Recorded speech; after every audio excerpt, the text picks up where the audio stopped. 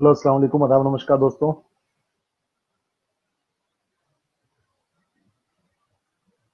भाइयों, ये जो वीडियो है एक बिल्कुल अलग टॉपिक पर होगी बात।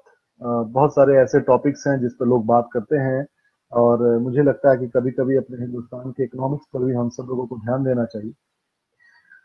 जो टॉपिक मैंने लिखा है उसमें आपने देखा होगा कि भारत के अमीर लोग भारत छोड़ो आंदोलन को क्यों बढ़ावा दे रहे हैं। ये टॉपिक बहुत ही गंभीर टॉपिक है और हम सब लोगों को सोचने की जरूरत है। और मेरी बात अगर आप लोगों तक आसानी से पहुंच रही है तो जरूर बोलिएगा। ठीक है, तो मैं ये कहना चाह रहा था कि आज हिंदुस्तान के अंदर में जो इकोनॉमिक को लेकर, हमारे अर्थव्यवस्था को लेकर जितनी भी उथल पुथल मची हुई है, कोई पैसे लेके भाग जा रहा है या कोई खुद से जा रहा है। इन दोनों सूरतों में हम सबको, भारत सरकार को खासकर, सोचने की जरूरत है, प्लानिंग की जरूरत है और इसके लिए कोई ना कोई अच्छे से समाधान की जरूरत है। दोस्तों, मैं किसी को लाइव नहीं ले सकता क्योंकि मैं लैपटॉप से हूं और आप लोगों के कमेंट में अगले 5 मिनट तक नहीं पढ़ पाऊंगा। Nice topic. क्या हाल है रफीक? बहुत अच्छा। देशन चौधरी भाई, काजी भाई, शुक्रिया। सभी को सलाम, नमस्कार, आदाब। ये टॉपिक जो है बहुत इंपॉर्टेंट है जिसको आप सब लोगों को सुनना चाहिए। और मुझे लगता है कि आज हम लोग इसी टॉपिक पे बात करेंगे कि क्यों भारत के जो अमीर हैं, एक सवाल है ये कि भारत के अमीर भारत छोड़ो आंदोलन को क्यों चला रहे हैं। अभी एक रिपोर्ट आई है, साउथ अफ्रीका के मार्केट रिसर्च एजेंसी है, न्यू वेल्थ वर्ल्ड। इस रिपोर्ट में ये बताया गया है कि 2017 में भारत से डॉलर बिलियनर जिनको कहा जाता है, ऐसे 60,000 लोग देश को छोड़कर चले गए हैं, कहीं और जाकर नेशनलिटी ले लिए हैं। 2016 में ये तादाद 6,000 थी, उसके बाद 4,000, उससे पहले भी और 7-8 हजार, लगभग टोटल 17,000 अमीरों ने भारत को छोड़ दिया है और दूसरे देश में जाके बस गए हैं। ये बात सिर्फ इसलिए हो रही है कि उनके लिए हो रही है जो डॉलर मिलियनर हैं। और जिनके पास मिलियनर पैसा नहीं है, यानी 6,000 करोड़ रुपए से कम है, 10,000 उससे भी कम के लोग हैं, उनके जो पैसे हैं उससे कहीं कम होने के बावजूद भी वो सबसे ज्यादा छोड़ते हैं। पिछले तो कई सालों में वो एनआरआई बनते गए हैं और छोड़ते गए हैं देश को। तो पैसा और इंसान हमेशा कहीं ना कहीं मूव करता है। समझ रहे हैं? पैसा और इंसान मेरे अगर वीडियो में अगर आप लोग को आवाज आ रही है तो प्लीज कोई कॉल ना करे इसको, है ना। पैसा और इंसान जो है वो हर वक्त मूव करता है कहीं ना कहीं। लेकिन पिछले 3 वर्षों में जब भारत में बहुत बड़ा मौका है कारोबार करने का, पैसा कमाने का, ऐसे में कम से कम 2 से 5 लाख लोगों का अनुमान है कि वो दुबई, यूके, सिंगापुर, दूसरे और यूरोप के कई देशों में जाके बस गए हैं। ऐसा क्यों हो रहा है? ये एक सोचने वाली बात है। क्या ये लोग टैक्स चोरी कर रहे हैं, टैक्स बचाना चाह रहे हैं, या बेईमानी करना चाह रहे हैं? इस पे सोचना चाहिए क्यों ये लोग बाहर जा रहे हैं। या ये लोग वाकई में ईमानदार लोग हैं, हौसले वाले लोग हैं, ईमानदार लोग हैं, मेहनत करना जानते हैं, लेकिन इनको मौका नहीं मिल रहा काम करने का, ऐसे मिलेनायर को। या क्या भारत में लिविंग स्टैंडर्ड सही नहीं है, पैसा बहुत ज्यादा है इसलिए बाहर जा रहे हैं। और इस चीज को इस तरीके से देखिए कि जो डॉलर मिलेनायर, यानी कि जिनके पास पैसा 6 करोड़ के ऊपर है, वो लोग लगभग 20,000 लोग हैं हिंदुस्तान के अंदर में। और अगर 20,000 लोग हैं और भी लोग बनते जा रहे हैं और उसमें से 17,000 लोग 3 साल में पिछले भारत छोड़ के चले गए हैं, तो यकीन मानिए यह बहुत बड़े चिंता का विषय है कि ऐसे लोग क्यों कर रहे हैं, क्यों बाहर जा रहे हैं देश को छोड़कर। समझ रहे हैं?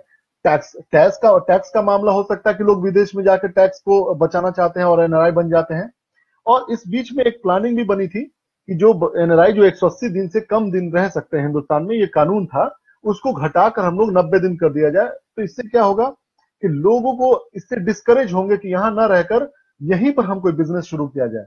लेकिन इससे भी कोई फायदा नहीं है। हिंदुस्तान सरकार ने इस चीज को मतलब कि इसको नहीं माना, इस चीज को, कि हो सकता है कि लोग इससे भी ना माने कि भैया पैसा लेकर हम विदेश जाएंगे ही, क्योंकि बहुत सारे मुश्किलें हैं देश के अंदर में।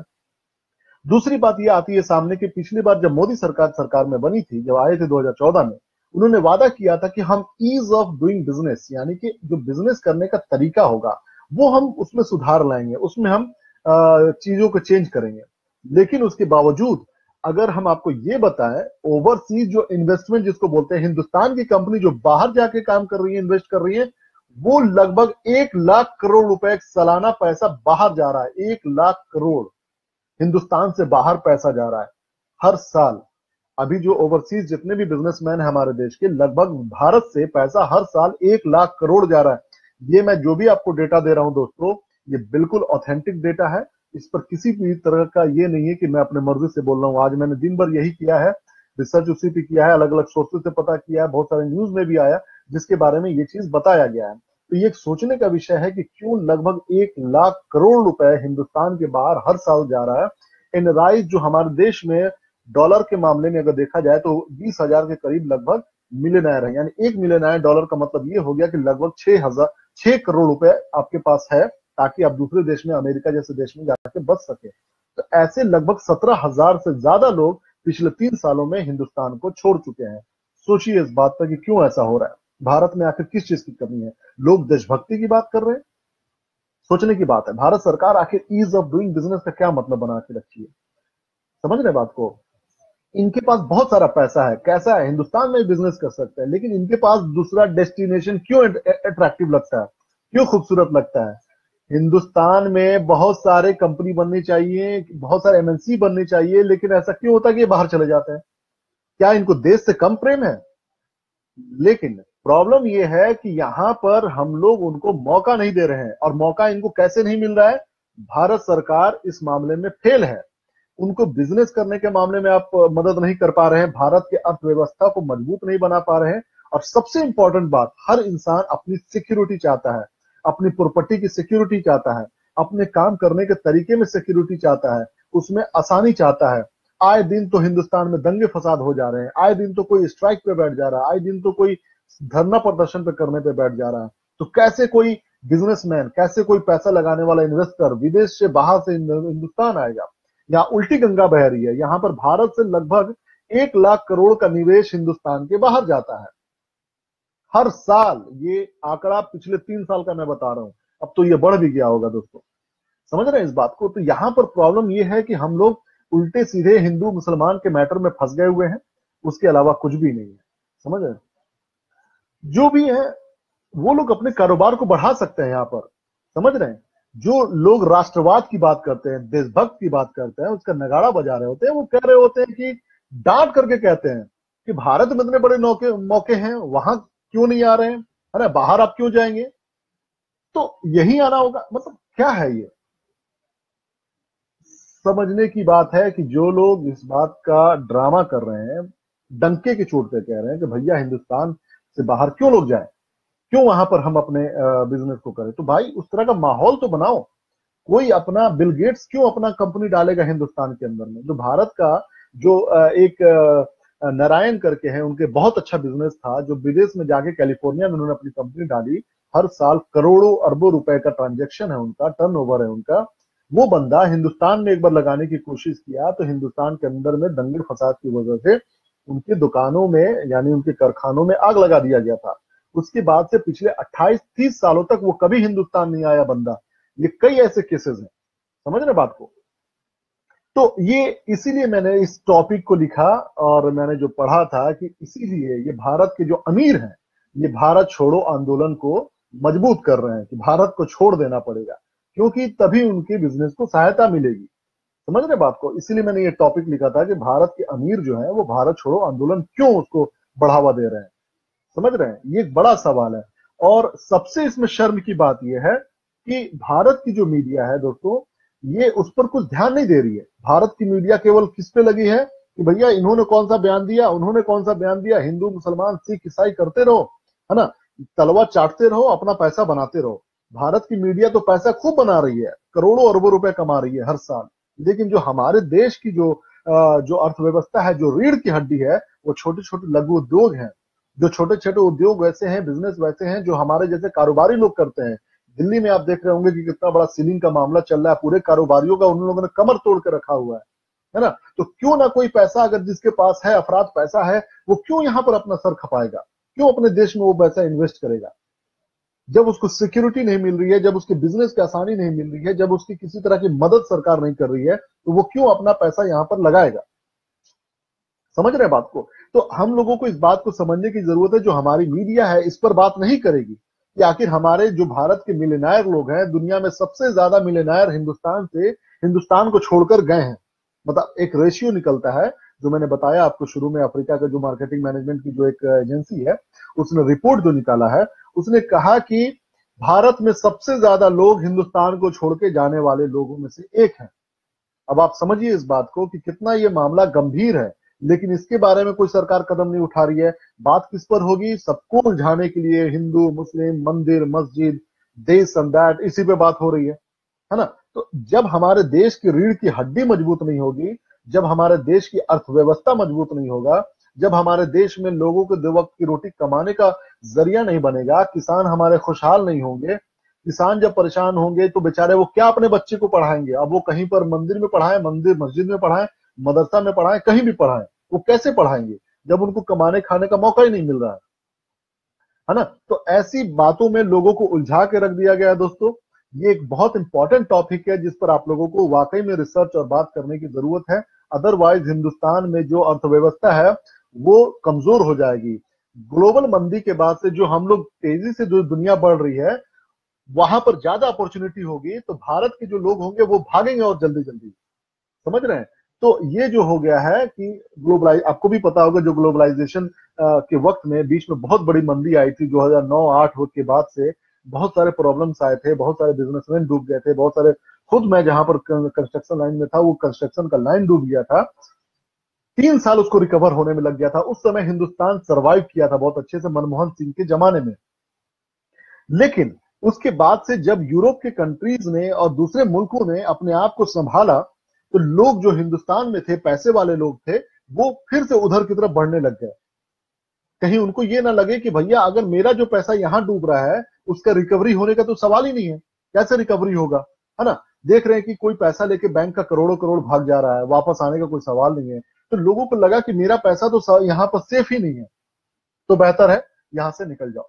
तो बहुत सारे फैक्टर्स हैं जो ऐसे बिजनेसमैन को, ऐसे हिंदुस्तान की अर्थव्यवस्था चलाने वाले लोगों को तोड़ देता है। सबसे इंपॉर्टेंट उसमें चीज है कि भारत के आबो हवा, इन्वायरमेंट, आसपास की जो जगह है वो, जिसमें हिंदू मुसलमान सिख ईसाई करके लोगों को इतना तोड़ दिया गया है, इतना आपस में लड़ा दिया गया है कि फिर वो बेचारे कोई बिजनेस करने का, बिजनेस के जरिए 10 लोगों को नौकरी देने का उनके दिमाग में बात ही नहीं आ पा रही है। तो ये प्रॉब्लम हो रही है। इस बारे में सोचिए आप लोग। मैं इस पर ज्यादा वक्त नहीं लूंगा। आप लोगों का कोई कमेंट भी आता है तो मैं पढ़ लेता हूँ। सलीम खान भाई, राहुल रॉय भाई, थैंक यू। ओके, सब लोग परेशान हैं जो अभी के डेट में जितने भी व्यापारी हैं दोस्तों, वो सब लोग परेशान हैं। उनको ईज ऑफ बिजनेस का जो ईज ऑफ बिजनेस का जो वादा किया गया था प्रधानमंत्री मोदी के द्वारा, वो नहीं मिल रहा है। पिछले 3 साल 4 सालों में लगभग 15 से 20 हजार लोग, बिलियनर लोग छोड़ के हिंदुस्तान चले गए हैं, लेकिन इसके बारे में कोई काम नहीं किया जा रहा, कोई मेहनत नहीं की जा रही है। अर्थव्यवस्था टूट जाएगी तो देश के अंदर से चरमराहट शुरू हो जाएगी। फिर जो लड़के इंजीनियरिंग करके निकल रहे हैं, जो बच्चियां इंजीनियरिंग करके निकल रही हैं, वो एजुकेशन के बाद से नौकरी खोजेंगे। जब नौकरी नहीं होगी तो देश में अराजकता फैलेगी, हिंदू मुसलमान के दंगे और भड़केंगे। ये जरूरी है कि देश के अंदर में एसएससी जैसे एक एग्जामिनेशन में आप देख लीजिए कि वहां पर घोटाले हो जा रहे हैं, वहां पे पेपर लीक्स हो जा रहा है ना। कैसे देश की अर्थव्यवस्था सुधरेगी अगर हमारे ये बेसिक चीजें ठीक नहीं होंगी? तो हमारे लॉ एंड ऑर्डर कैसे सुधरेंगे अगर हमारे देश में अर्थव्यवस्था ठीक नहीं होगी? तो ये बात बिल्कुल गंभीरता से सोचने की जरूरत है। और मेरे भारत की मीडिया जो है भाई, बख्श दो देशों को, बख्श दो हमारे देश को। भारत की मीडिया, खत्म करो इस अपने इस नेचर को, चाटने के नेचर को। देश की जो अंदर की बीमारी है उस पर काम करो। लगातार एक ही चैनल में देख रहा हूँ रवीश कुमार का, जो कंटिन्यू रोजगार पर, कंटिन्यू बेरोजगारी पर, किसानों पर सवाल कर रहे हैं। यही है जो रीढ़ की हड्डी बनेगी अपने देश में। शिक्षा और बेहतरीन साइंटिफिक वे में किसानों की मदद और खेती, यही चीज है जो देश को रोकेगी। 80% आबादी हमारे खेती पर निर्भर करती है, 80%। और वही अगर चरमराहट में है, वही अगर चरमरा रही है, वही टूट रही है, तब तो भैया आप यकीन मानो कि देश को ये हमारे नेता जो है वो अंधकार की तरफ ले जा रहे हैं, सिर्फ और सिर्फ अपनी गंदी नीच जो हरकत है, जो सोच है, जो राजनीतिक तरीका है, उसको साधने के लिए, और कुछ नहीं। उनकी सोच खराब है, घटिया है, किसी खास समुदाय के लिए नफरत है, किसी खास जात के लिए नफरत है, उसको साधने के लिए ये लोग पूरे देश को गर्त में मिला रहे हैं। 125 करोड़ की आबादी, 123 करोड़ की आबादी, प्रतिदिन प्रतिदिन आबादी में इजाफा हो रहा है। वहां पर बेरोजगारी बढ़ रही है। वहां पर हर साल लाखों बच्चे जो है इंजीनियरिंग कॉलेज से पढ़ के निकल के आ रहे हैं, डिग्री लेकर आ रहे हैं, बेचारे 5,000 10,000 रुपए की सैलरी खोज रहे हैं। समझ रहे हैं इस बात को? जितने भी शिक्षक लोग हैं वो बेचारे परेशान है कि हमारी सैलरी नहीं बढ़ रही है, 6 पे कमीशन आया, 7th पे कमीशन आया, लेकिन लोग फिर भी परेशान है।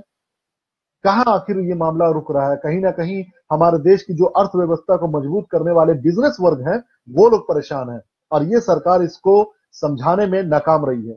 इस बात को सबको मानना पड़ेगा दोस्तों। Thank you very much for joining me, for listening this important issue.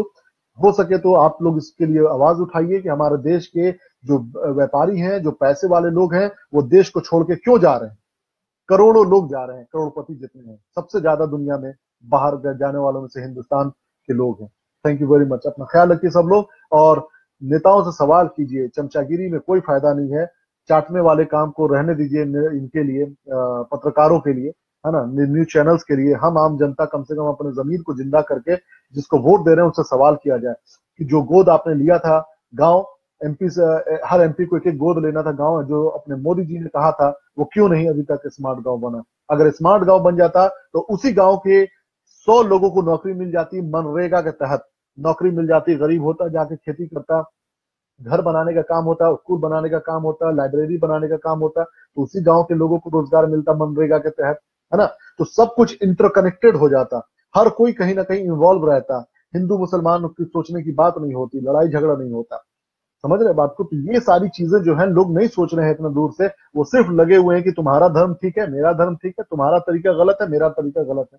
That's it. इसी में लगे हुए हैं। लगे रहिए। धन्यवाद आप लोगों का, शुक्रिया। जय हिंद।